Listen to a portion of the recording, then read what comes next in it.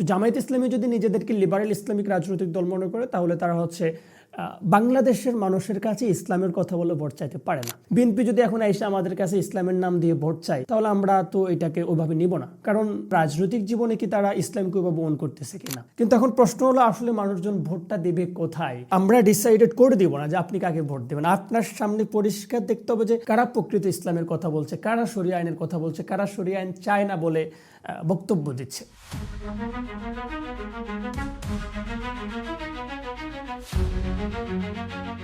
আসসালামু আলাইকুম রহমতুল্লাহি ওয়া বারাকাতুহু। আশা করছি সবাই অনেক অনেক ভালো আছেন। স্বাগত জানাচ্ছি আজকের ভিডিওতে। আজকে বাংলাদেশের রাজনীতিতে একটা বক্তব্য নিয়ে বেশ আলাপ আলোচনা হচ্ছে।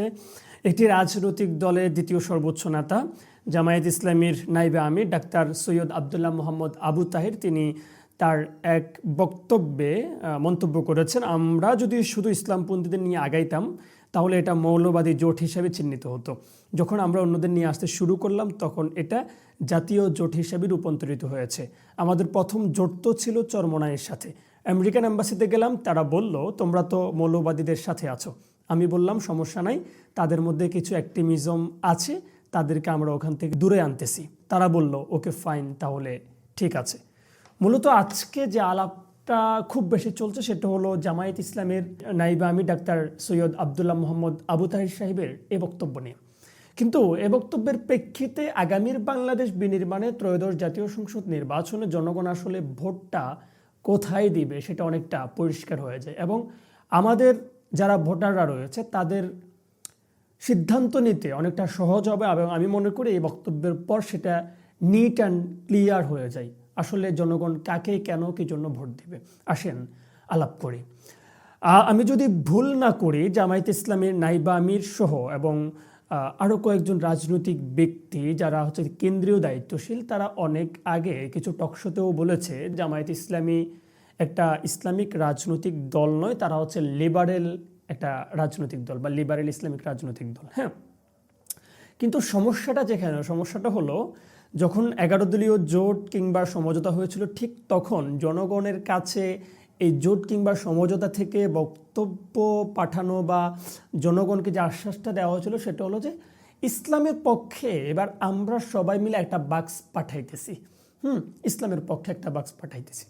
এখন কথা হলো যে সমঝোতায় থাকা রাজনৈতিক দল জামায়াত ইসলামীর নায়েবে আমির মনে করেন যে একটা ইসলামিক রাজনৈতিক দল যদি তাদের সাথে থাকে এটা একটা মৌলবাদী রাজনৈতিক দল হয়ে যায়, যেহেতু তারা এখানে সাইডি আছে।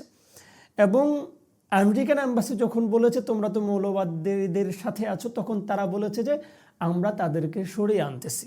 তাহলে এখান থেকে বোঝা যায় যে ইসলামিক রাজনৈতিক দলকে জামায়াত ইসলামীও মৌলবাদী রাজনৈতিক দল মনে করে এবং তারাও তাদের অ্যাক্টিভিজমকে খুব একটা ভালোভাবে পছন্দ করে না।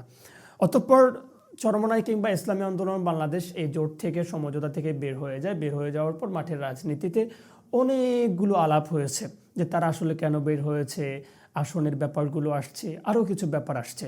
কিন্তু আজকের এই সময়ে এসে আমরা যেটা পরিষ্কারভাবে বুঝতে পারি সেটা হলো ইসলামী আন্দোলন বাংলাদেশ এই জোট কিংবা সমঝোতা থেকে বের হয়ে যাওয়ার একটা উল্লেখযোগ্য কারণ হতে পারে এটা যে জামায়াত ইসলামী শরিয়া আইন চায় না এবং ইসলামকে যেভাবে ওন করে তাদের ক্ষমতায় আসা উচিত বা রাজনীতি করা উচিত, এবং তারা জনগণকে যেভাবে বার্তা দিয়েছে যে তারা ইসলামের পক্ষে একটা বাক্স পাঠিয়েছে, সেই বক্তব্য যদি সঠিক হয় তাহলে জামায়াত ইসলামী কিন্তু একটা ইসলামিক রাজনৈতিক দলকে তাদের সাথে রেখে সেটাকে কেউ একজন যদি মৌলবাদী দল বলে এবং তাদের অ্যাক্টিভিজম যদি কারো ভয়ের কারণ হয়, আমি মনে করি সেখানে যদি জামায়াত ইসলামী সাইডে তাহলে তারা মূলত বাংলাদেশে প্রকৃত ইসলাম যেটা বা আমরা যে ইসলামকে ক্ষমতায় দেখতে চাই, যে ইসলাম প্রতিষ্ঠা আমরা করতে চাই, সেই ইসলামকে তারা ওভাবে ওন করে না। তাহলে এখান থেকে ক্লিয়ার হলো জামায়াত ইসলামী যদি এক বাক্স বা ইসলামের পক্ষে একটা বাক্স আমরা পাঠাচ্ছি এটা চেয়ে ভোট চাই তাহলে এটা হবে কঠিন রকমের প্রতারণা। কারণ আপনি যদি ইসলামিক রাজনৈতিক দলের রাজনীতিকে মৌলবাদ হিসাবে মেনে নেন, মৌলবাদ হিসাবে ধরে নেন এবং তাদের অ্যাক্টিভিজম আপনার পছন্দ না হয়, আপনি সেই অ্যাক্টিভিজম থেকে তাদেরকে সরিয়ে আনার আশ্বাস একটা এম্বাসিকে দিয়ে আসতে পারেন, তাহলে আমি মনে করি ইসলামের নাম করে আপনারা ভোট চাইতে পারেন না। হ্যাঁ, একটা রাজনৈতিক দল হিসেবে আপনাদের ভোট চাওয়ার অধিকার আছে, কিন্তু ইসলামের কথা বলে ইসলামের নাম বলে আপনারা ভোট চাইতে পারেন না। কিন্তু এখন প্রশ্ন হলো আসলে মানুষজন ভোটটা দেবে কোথায়। যে এতদিন আমরা মাঠে শুনে আসছি যে ইসলামের পক্ষে একটা বাক্স পাঠানো হচ্ছে। এখন পরিষ্কার বিষয়, আমরা ডিসাইডেড করে দিব না যে আপনি কাকে ভোট দেবেন। আপনার সামনে পরিষ্কার দেখতে হবে যে প্রকৃত ইসলামের রূপরেখাকে কারা ইশতেহারে নিয়ে আসতেছে, কারা প্রকৃত ইসলামের কথা বলছে, কারা শরিয়া আইনের কথা বলছে, কারা শরিয়া আইন চায় না বলে বক্তব্য দিচ্ছে। এখান থেকে মূলত আমরা পরিষ্কারভাবে এই ব্যাপারটা ডিসাইডেড করতে পারি যে আমরা কাকে ভোট দিব। আমি মনে করি এখানে একেবারে ভেঙে চুরে বলার মতো এভাবে কিছু নেই। ভোটটা হচ্ছে আমি কিভাবে দিব সেটা ডিসাইডেড করার জন্য এখন সোশ্যাল মিডিয়ার যুগ। এখন হচ্ছে কে কখন কি বলতেছে সেটা আমাদের সামনে চলে আসে। তাহলে আমরা ওখান থেকে মূলত সিদ্ধান্তটা নিতে পারি যে আমরা ইসলামের পক্ষে যদি ভোট দিতে চাই তাহলে কাকে দিতে পারি বা কাকে দেওয়া উচিত। এবং ডক্টর আব্দুল্লাহ মোহাম্মদ তাহির সাহেবের এই বক্তব্যের পর এই বিষয়টা নিয়ে আর ওইভাবে আসলে এই জট থাকার বিষয় না। হ্যাঁ, জামায়াত ইসলামীর যে প্রকৃত ব্যাপার স্যাপার সেটা কিন্তু আমাদের সামনে উপস্থাপন হয়েছে। এবং আরও একটি ব্যাপার হলো একটা রাজনৈতিক দল তারা কোন মতাদর্শকে তাদের নিজেদের করে রাজনৈতিক কর্মকাণ্ড চালাবে, সেটা সম্পূর্ণ একটা রাজনৈতিক দলের আমি মনে করি রাইট আছে এবং সেটা তাদের একান্ত রাজনৈতিক ব্যাপার। কিন্তু আপনি একান্ত রাজনৈতিক ব্যাপারে বা আপনার চিন্তাধারাকে ইসলামের বাইরে রাখবেন, কিন্তু ভোট চাইতে এসে ইসলামের কথা বলবেন, সেটা কিন্তু হবে না। এবং আমি মনে করি এটা প্রতারণার মতো একটা বিষয়। তো জামায়াত ইসলামী যদি নিজেদেরকে লিবারেল ইসলামিক রাজনৈতিক দল মনে করে তাহলে তারা হচ্ছে বাংলাদেশের মানুষের কাছে ইসলামের কথা বলে ভোট চাইতে পারে না, এবং সেটা যে কোনো রাজনৈতিক দল হতে পারে।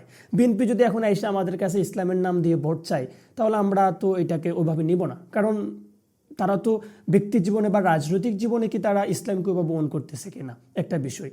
কিন্তু কোনো একটা রাজনৈতিক দল যদি আমাদের কাছে ইসলামের নাম দিয়ে ভোট চায় আমরা সেক্ষেত্রে বিবেচনা করতে পারি ওই রাজনৈতিক দলটাকে আসলে ইসলামকে ওন করে কিনা, বা তারা ইসলামের কথা বলছে কিনা, বা তারা যদি ক্ষমতায় আসে তারা তখন কি সিদ্ধান্ত নেবে, কি কর্মকাণ্ড করবে, সেখানে ইসলামকে আসলে কতটা প্রায়োরিটি দেওয়া হয়েছে সেই দিক বিবেচনা আমি মনে করি কেউ যদি ইসলামের নাম করে ভোট চাইতে আসে তখন আমরা ডিসাইডেড করব, আমরা সিদ্ধান্ত নেব যে আমরা কাকে ভোট দেব।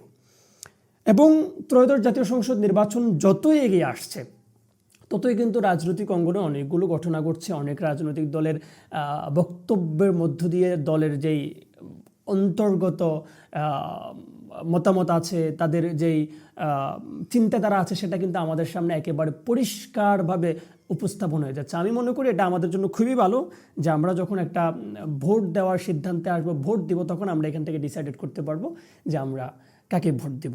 তো সর্বোপরি আমরা যেটা বলতে চাই সেটা হলো জামায়াত ইসলামী যদি এখনও নিজেদেরকে ইসলামিক রাজনৈতিক দল মনে করে, তারা যেহেতু এখনও ব্যাপক আকারে ওভাবে নিজেদেরকে লিবারেল ইসলামিক রাজনৈতিক দল বলে না, যদিও তাদের কর্মকাণ্ড তাদের বিভিন্ন সময়ের বক্তব্য থেকে আমরা এটা বুঝে নেই, তাহলে তারা এখনও সেটাকে গুপ্ত হিসাবে নিচ্ছে এবং তারা মূলত হচ্ছে ইসলামটাকে ওন করে মানুষের কাছে ভোট চাইতে আসে। কিন্তু প্রকৃত অর্থে কিন্তু সেটা না, প্রকৃত হচ্ছে তারা হচ্ছে লিবারেল যে ইসলামটা আছে সেটাকে ধারণ করে। তা আমি মনে করি যে জামায়াত ইসলামী যদি মনে করে যে লিবারেল ইসলামিক মাইন্ড নিয়ে বাংলাদেশে ইকামাতের দিন প্রতিষ্ঠা করা যাবে, আমি মনে করি এটা খুবই একটা মারাত্মক লেভেলের ভুল। এবং এই স্বপ্ন যদি তারা দেখায় তাহলে তারা জনগণকে ধোঁকা দেওয়ার মতো একটা বিষয় হবে। ইসলাম কোনো আমেরিকান প্রজেক্ট না যে আপনি এটাকে আমেরিকান প্রভুদের দেয়া মতামত, প্রভুদের দেয়া পরামর্শে ইসলাম প্রতিষ্ঠা করবেন। আরে তারাই তো ইসলামকে চায় না, তারা ইসলামকে ভয় পায়, তারা ইসলামকে মৌলবাদ বলে, তারা ইসলামের অ্যাক্টিভিজমকে খুব বেশি ভয় পায়।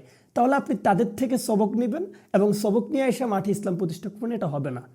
সুতরাং আমরা মনে করি আপনি আমেরিকান পরামর্শে এসে ইকামাতের দিনের গল্প কিংবা স্বপ্ন আমাদের দেখাইতে পারেন না। যদি সেটা দেখাইতে আসেন আমরা মনে করব এটা চূড়ান্ত লেভেলের একটা প্রতারণা হয়ে যাবে জনগণের সাথে। কিন্তু রাজনৈতিক দল হিসাবে আপনাদের মতামত কি, আপনাদের মতবাদ কি, আপনারা আসলে কে চান সেটাকে স্পষ্ট করে জনগণের কাছে আপনাদের যাওয়া উচিত। এবং জনগণ যদি আপনাদেরকে অ্যাকসেপ্ট করে তাহলে আমরা মনে করি আমাদের আসলে এভাবে কিছু বলার নেই।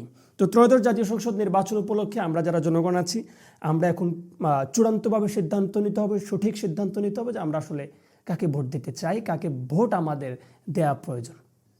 বিদায় নিচ্ছে আজকের ভিডিও থেকে। দেখা হচ্ছে পরবর্তী নতুন কোনো ভিডিওতে।